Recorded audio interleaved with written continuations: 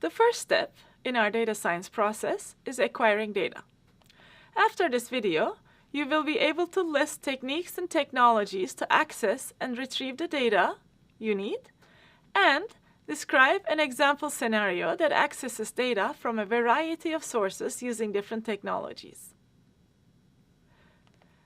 As I said, the first step is acquire the data. That means you need to obtain the source material before analyzing or acting on it. The first step in acquiring data is determining what data is available.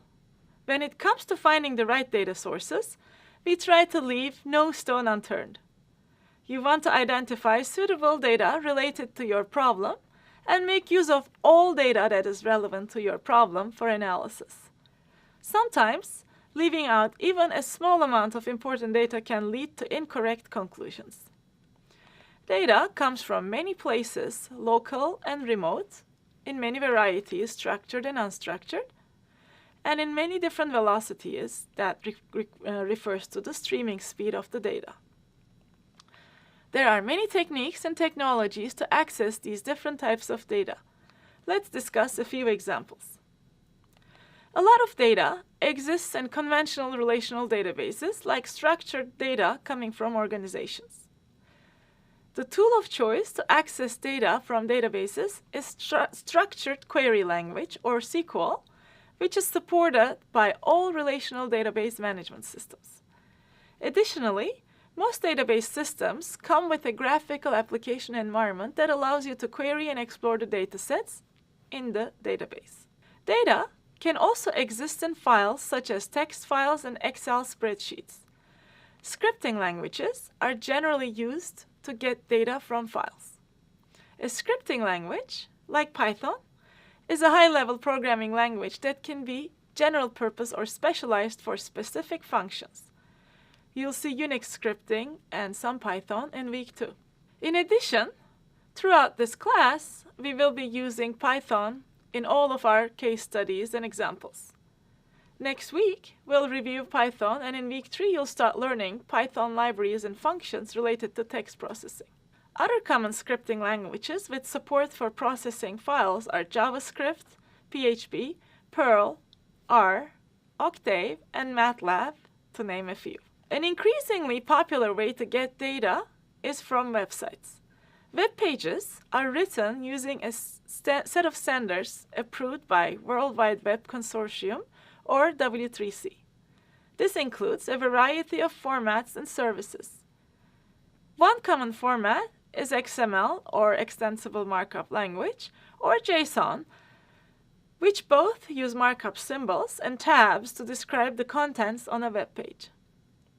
Many websites also host web services which provide programmatic access to their data.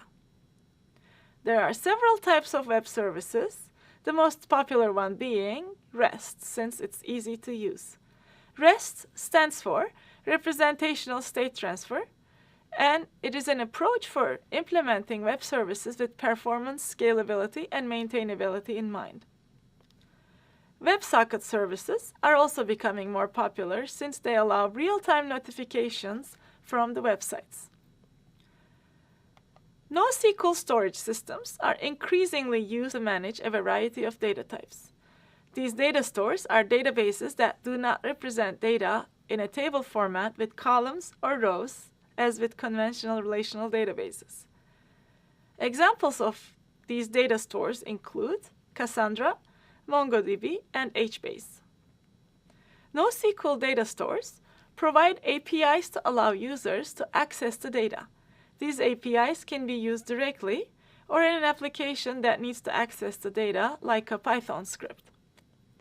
Additionally, most NoSQL systems provide data access via a web interface, such as REST.